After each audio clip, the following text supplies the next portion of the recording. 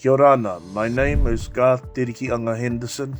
My academic program at the University of the South Pacific included a Bachelor of Arts, double major in Management and Marine Affairs, followed by a Master of Business Administration and a postgraduate diploma in International Affairs. I am currently the Financial Secretary for the Ministry of Finance and Economic Management, Cook Islands.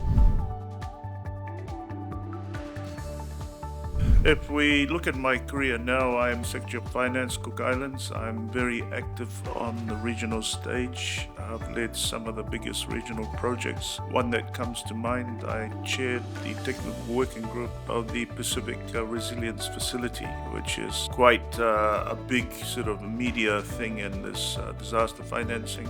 I led that initiative for 6-7 years. One of the most important things about USP was it's a regional institution. I was able to spend 3 years all up, 2 years with my BA and 1 year with my MBA. It was, working closely with the different Pacific Island communities, people from the different Pacific Island members of USP.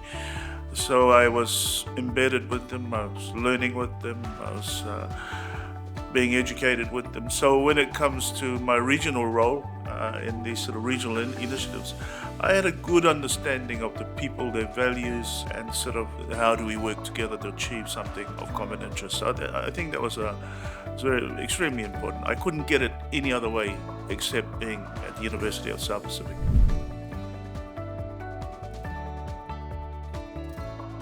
Well, I think because I was a mature student, I came from a busy working life and went back on campus. Most of my early education with USP was online at the Extension Centre in Rarotonga.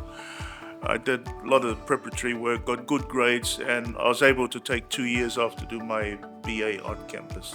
So again, it's getting away from a busy work life, settling into on campus, interacting with interesting people, like going back to school, living in a dorm. Those sort of things were quite interesting to me. Not only that, but it made it quite easy because student life is so regulated. It was quite easy for me because I come from a very pressure, unregulated working environment. So going back was quite easy. Nobody really inspired me, but it was just the experience being around other community, listening to people, starting to understand the cultural differences, but at the same time what we have in common, which is critical because as Pacific Island countries, as small island developing states, we have a lot of challenges in common. But if we're going to meet those challenges together, then we need to understand each other's values and principles.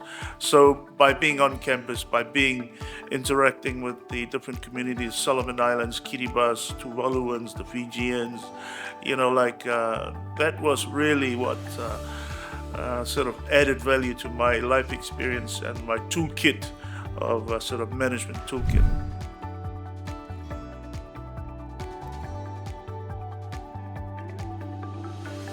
Well, I think for students, if you want to go to university or you want to do higher education, you better have a reason to be doing it. It's got to be an objective. It can't be a pastime.